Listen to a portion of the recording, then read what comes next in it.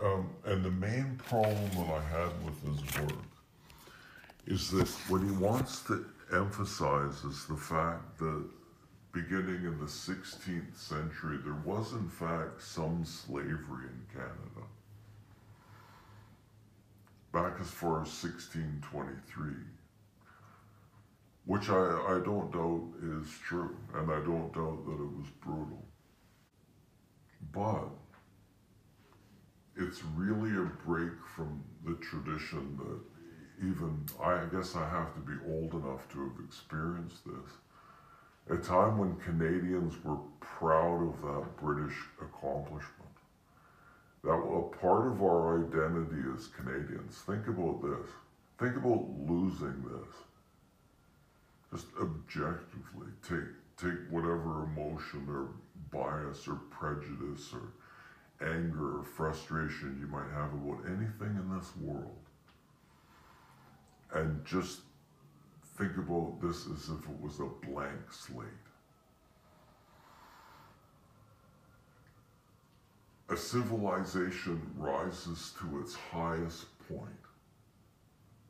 The point where we've finally agreed that every single human being should be free of tyrants. That's what we accomplished. And it took thousands of years. And when we accomplished it, one of the first things that we did was we eliminated slavery, and we were proud of it. We were proud Canadians. We're proud of our British heritage. And look where we are now. The guy who wrote that this is the problem that I have with him. He's not encouraging us to take, sorry. Yeah, he's trying to deprive children of that.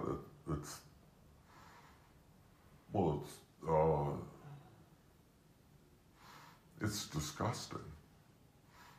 It is. It's absolutely disgusting to deprive Canadian children of that sense of pride in their history. And every one of these stories that comes out, every one of these complaints, and you hear them like, you can't go outside in a big city without seeing references to it. And as a white minority, I can say that people of color pay no attention to it. If they pay any attention to it, they think it's total bullshit. They're from countries with real problems. They don't pay any attention to these idiots that, for example, work in the school system. They want to get at kids as early as possible so that they can program them. It's just like the church did that. Every tyrannical system has to take care of children because they have ambitions into the future, of controlling our future. It's such vision that they indoctrinate children. Generally speaking, sexually abuse them. I want to talk about, it's funny the things that he doesn't mention. Not only did we end slavery, or attempted to end slavery around the world, not only had we attempted at least to do that, but we interrupted the slavery that the Aboriginal people, especially on the BC coast, took part in.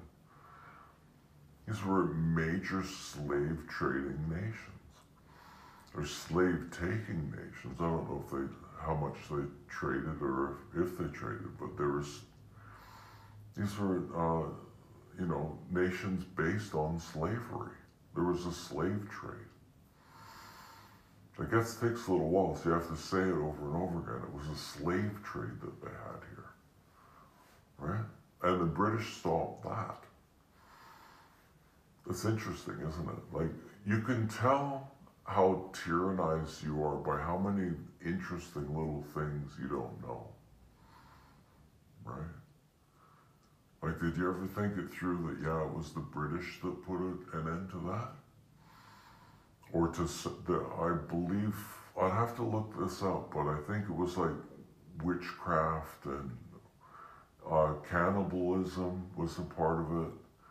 witchcraft, cannibalism, sacrifice. I'm pretty sure I've heard of all those things. Like when we arrived here, it was a pretty rough place. When we arrived here, there was only about 30,000 Aboriginal people here when we arrived, because they'd all been decimated from the Spanish flu, I guess it was. What? No, it wasn't Spanish flu. I should know this, but I don't. But you know, they brought it up. They were trading with people down, you know, around Florida almost. BC and Florida had trading routes. You know, it was an established place, right? They had their stuff, they had their thing, and they had an awful lot of space, let's face it. And especially when the Spanish are not the British. I'm not taking responsibility for the British or for the Spanish. I'll take, I guess, a little bit of blame for what the British did. If I, you know, in return, I get a bit of gratitude. Otherwise, no, you people are too rude. You need to wake up. You're rude, you're unregulated. Your emotions are unregulated. You lack critical thinking skills. You're dishonest.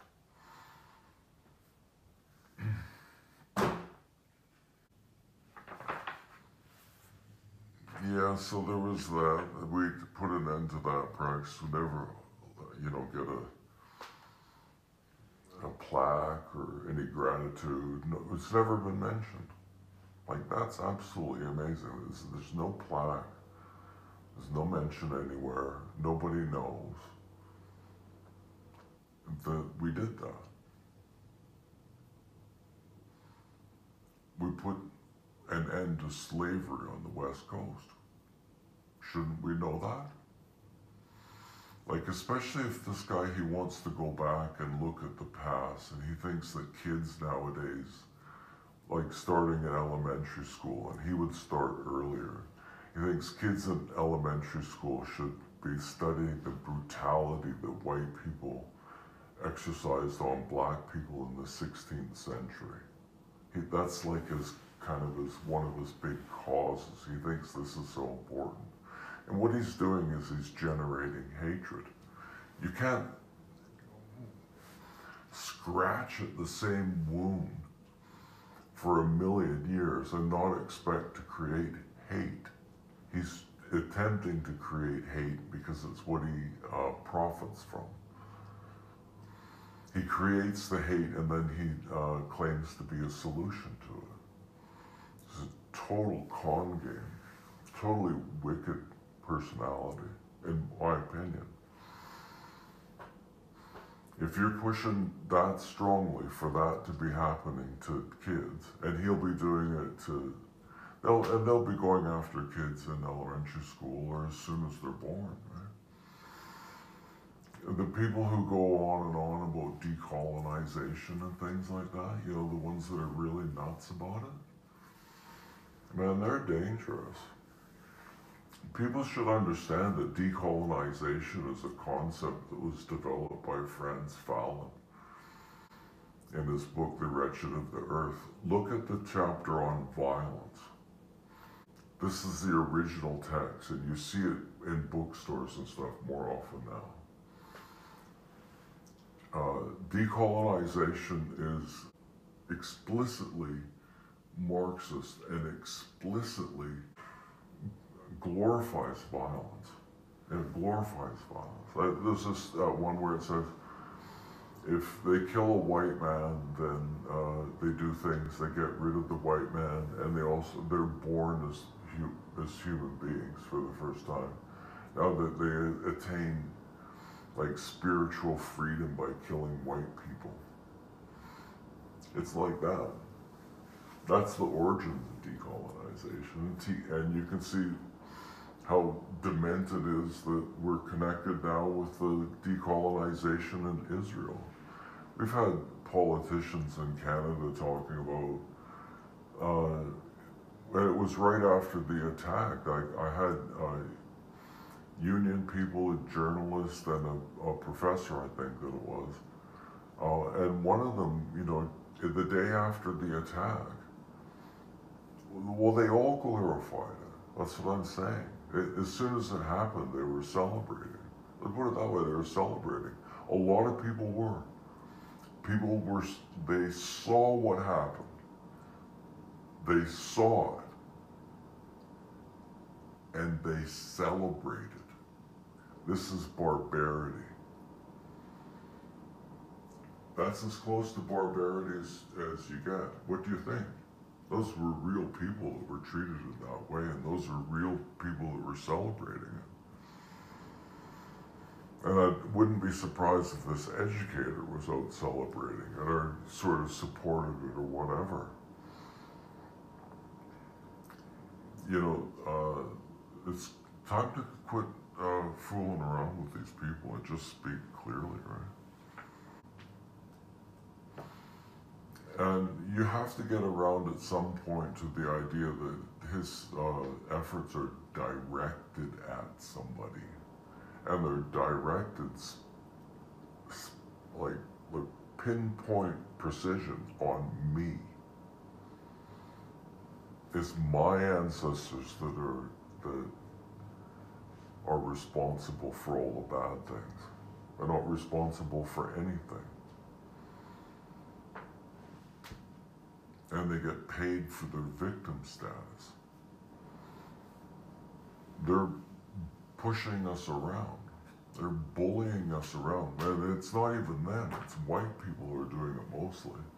Most of the stupidest anti-racists are white. Absolutely. Absolutely. Oh.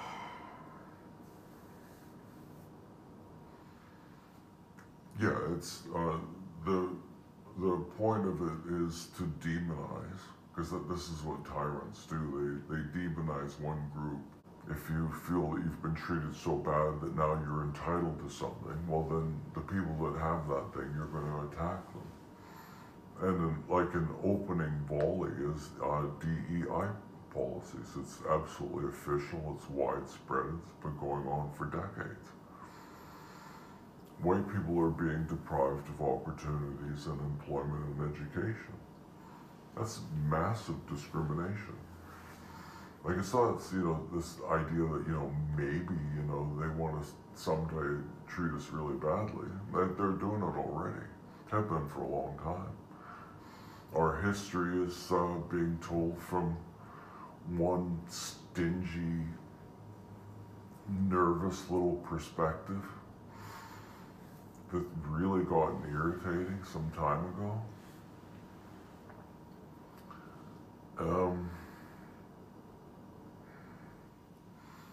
Yeah, we're in a bad way. So many of us are like, we're crazy. You just look around, white people aren't as healthy as the immigrants that are coming in. From this is my perspective, it's totally clear. What I see is, I've seen now, in fact, 3 dead people in my life. And the last one, I saw him die. I saw a guy die. I saw a white guy die. I see white guys slunk over chairs and stumbling around. Their backs are crippled from so much fentanyl use. It's incredible. They're dying on the street. They're homeless. A lot of them are white. You can just as clear as can be, especially where I live, because the people that are around them, they've got families. They're working, they've got families, and they're functional and stable. If they looked at these people, what did happen? Like, what did happen to us? We weren't like this in the 1940s. This wouldn't have happened to the 1940s Canada. What happened? What weakened us?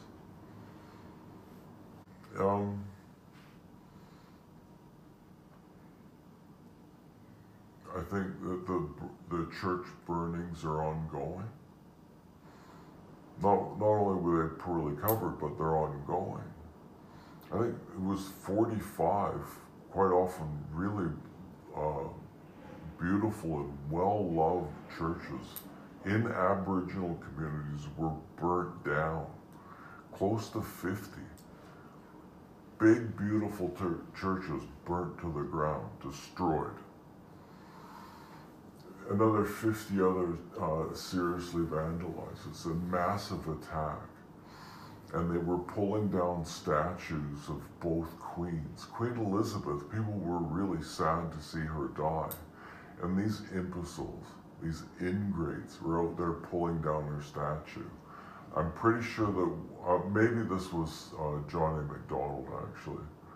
I thought it was the Queen, but with John A. Macdonald, they like articulated their body in such a way as to simulate oral sex with John A. Macdonald. They're just pigs, most of them white.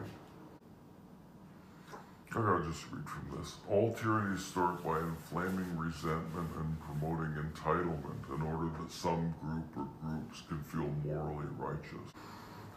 So, like, it's another example of how we're essentially being oppressed. This is like a really absurd form of oppression. Things is the way that we're changing the place names in Canada. And the first thing I want to say about the place names is that Canada has a lot of Aboriginal place names, including Canada, Ottawa, Yukon, Manitoba, Saskatchewan, Quebec, Nunavut, Athabasca River, Lake, and Mountain, Mount Athabasca, Shaganappi, Kananaskis, Lake Minnewaca, Okotosi. I got that one. Okotoks. In BC, Atlan Lake, Bella Coola, Bella Bella, Caribou, Cassiar, Cayush Creek, Jacquemus, Chilliwack, Chinook Cove, Mosen, which means place of stinking fish, etc., etc. I bet you knew that. I bet you that some of my viewers would have known that Machosen was a translation of an Aboriginal language meaning stinking fish. Must have had some good barbecues. Anyway, there's thousands of them. Thousands of place names. But what's happened now is that what they're asking us to do is to accept that place names sometimes will only be written in another language. There's quite a few IPA, International Phonetic Alphabet symbols mixed in with it. Not a lot, but there's some. Regular letters, numbers, question marks. They're very difficult languages to pronounce. You'll find them difficult to pronounce. And they're there, and you can't write them down easily because you don't know any of the letters. No, it's phonetic, I guess. Yeah, it's phonetic. It's just in a difficult phonetic. Sorry, I should have known that it's phonetic, yeah. But, like... but...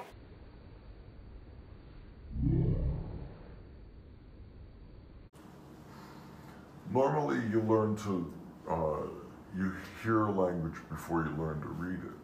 So you learn the word bed, you know what a bed is, you know how it's pronounced, you've heard it a bunch of times. And then somebody tells you that B is a bull, E is a and D is a D, and they go bed. And the kids go, yeah, that's really clever, that's really neat. They like learning things, right? Especially language. They're very profoundly good at it. And so you know what the word, you know how it sounds, right? You know what it means. And then you just connect it really simply to these letters. So the thing is that they're asking us, we don't know what the word, we don't know what it means, we don't know what it sounds like. But there's this symbol. And it's a really difficult system. It's hard to enter into computers. It's hard to write. It's kind of beautiful. I'll give it that. And that's giving a lot, because to me, aesthetics is important. I will definitely give credit for creating a really interesting looking written system. It may be one of the most interesting. It's not, I don't think it's the most beautiful. I'm not going to go that far, but yeah, I like it. As an aesthetic thing, I like it. So that's good. Otherwise, it'd just be totally annoying. So, you know, Aboriginal people don't really know a lot of these words either, right? Because these are dead languages. Pretty much dead languages. So it's not just us that don't know any of this. Aboriginal don't know it either. They know it for these place names. There's not very many native speakers left. Without native speakers, well, why would you learn a language with no native speakers? You couldn't use it. Yeah, so is it about, protecting something that's already dead, or is it about pushing people down? Mark said, don't show us any sympathy, because when we take over, we're not going to show you any. They're explicitly violent.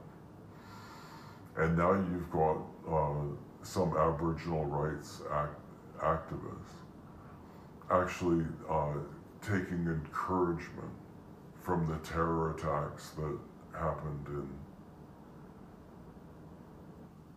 in Israel.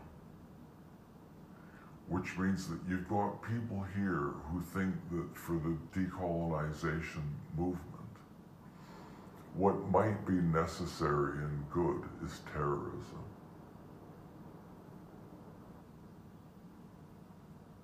I don't think that's good. And I don't think any other sane person would either.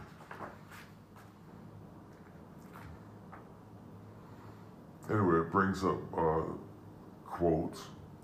Every record has been destroyed or falsified. Every book rewritten. Every picture has been repainted. Every statue and building has been renamed, or desecrated or burnt down in our case. Every date has been altered. And this process is continuing day by day and minute by minute. History has stopped. Nothing exists except an endless present in which the party is always right. That's Old George. I think that this might be from Old George too. He who controls the present controls the past, and he who controls the past controls the future. These are defining, especially this one. He who controls the present controls the past, and he who controls the past controls the future. And that's precisely what they're doing. They're building up a sense of guilt on one side. The guilt is really important because it couldn't happen. This massive transfer of wealth that's happening, for example, with negotiations for, say, for example, UNDRIP that went down the tube in BC. UNDRIP is going to be a massive, and most of these things are a massive reallocation of ownership and wealth and status. And that's pretty much what it's for. By maintaining a kind of a victim status, which is what they've done. They've upheld this victim status and gotten themselves phenomenal rewards. After the blatantly fake stories about mass graves in Kamloops that were allowed to spread around the world when there was no chance it was true, that has got to frighten you. It was the biggest slander against Canada ever, any time. And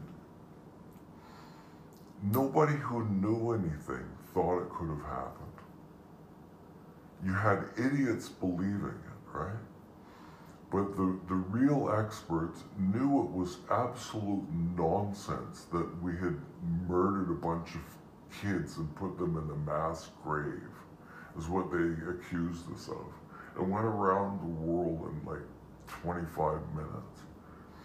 Slandered around the world on that thing. That was there's a book coming out called Grave Error. And it's lawyers and historians and professors and serious old people that don't have to risk getting fired are telling the truth about the Kamloops story. And the truth is that they told everybody. And the older Aboriginal people said the same thing. There was no confusion between them. They were the elders, men especially, I believe, were as one on that. They knew that didn't happen. Think about the monstrosity of that lie. How much money it made them. If you thought about it in terms of, how much it helped them with different sorts of settlements and things like that, and how much they got in compensation for this or that injustice, and what's the most recent thing I've seen? Whatever, a special program for Aboriginal people who want to do this or want to do that, And they've got recently they've got a 51% stake in a battery manufacturing plant in the Malad. There's only 300 of them. There's only 300 people in the nation, and they're opening a battery plant that they own 51% of. Where'd they get the expertise to do that? You gotta wonder, how did they finance it? So they're set, right? They got a fancy word for it, legacy. It'll provide a legacy to their descendants. So at some point, people go, well, what's happened to what about my descendants? We get it. You guys were here first, right? And so you deserve a lot of respect and acknowledgement and a share in the bounty. But what you've got to understand is that we built it. Canada, the transit system, a library, schools, right? Hospitals, these sorts of things, the right to vote, the right to a fair trial, freedom of expression. These things were provided to you. So the article that I was talking about is this guy wants to start teaching kids really, really early about atrocities, apparently, that who even knew that Canada really had much of a slave trade in the 1600s? Does anybody study history back that far? I guess so. It makes sense. They had it in the United States. But I don't think it was a very big deal here. Maybe it was worse than I think. Probably was. I bet if it was happening to you, you wouldn't have liked it. I believe that. I absolutely believe that. But by way of contrast, what you could bring up is the Barbary pirate slave trade that was going on coincident with that, right? Same era. That there was a bit of slavery of black people in Canada, and at the same time, there was a massive trade in slaves from Europe. White people were taken as slaves by people from the Middle East. They were called Barbary pirates. They took slaves. Between 1 and 2 million Europeans were taken as slaves. It's a lot of people. And a lot of them as sex slaves, which makes it even juicier, right? So why is it that people don't talk about that? The feminists aren't complaining about that.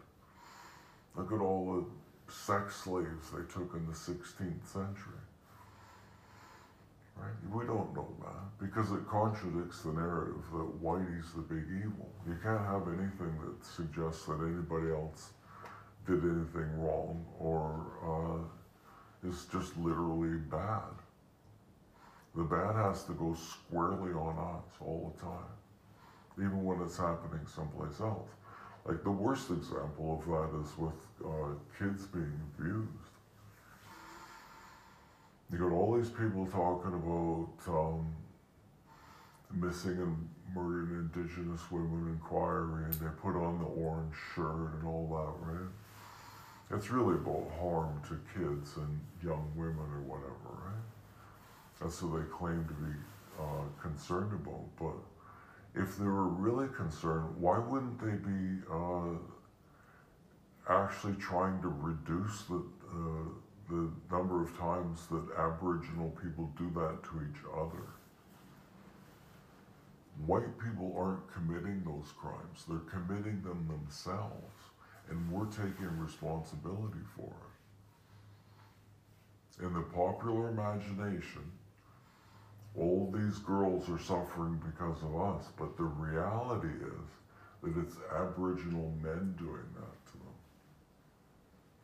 And we get blamed for it. And even worse, there's a lot of abuse of children that happens now in some Aboriginal communities, quite a few I think, not all.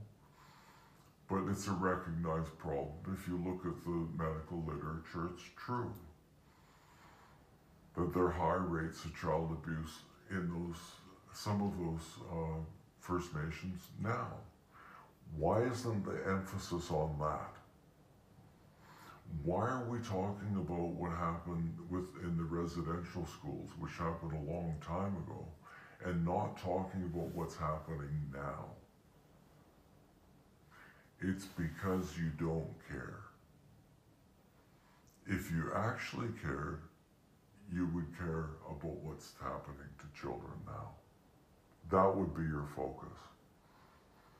You're as phony as a $3 bill. The only thing you care about is virtue signaling.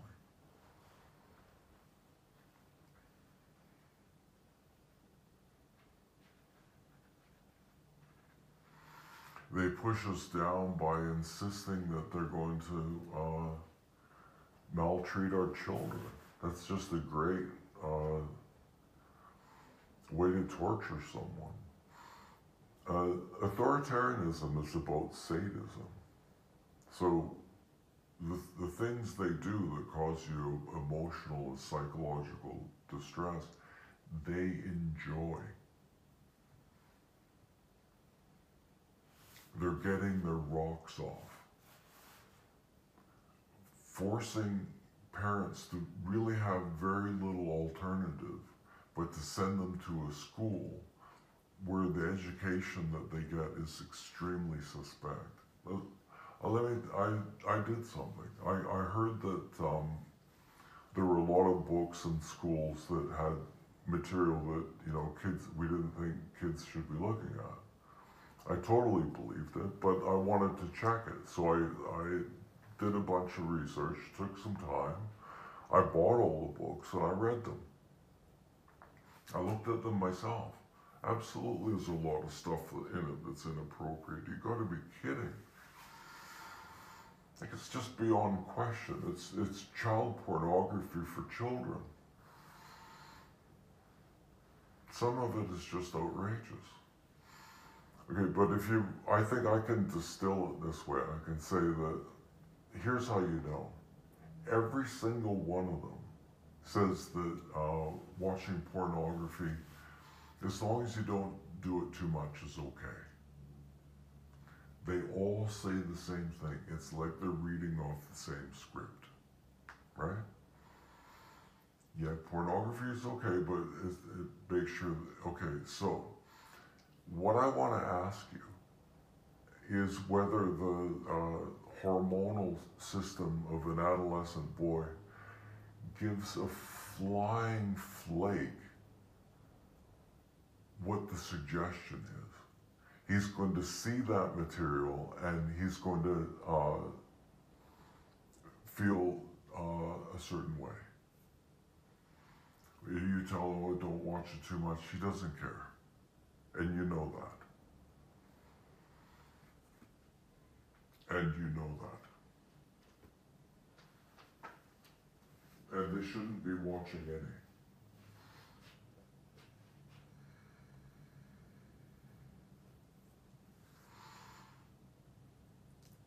You know that telling them not to do it means nothing. So you're encouraging young people to watch pornography. So, forget it. Just forget it.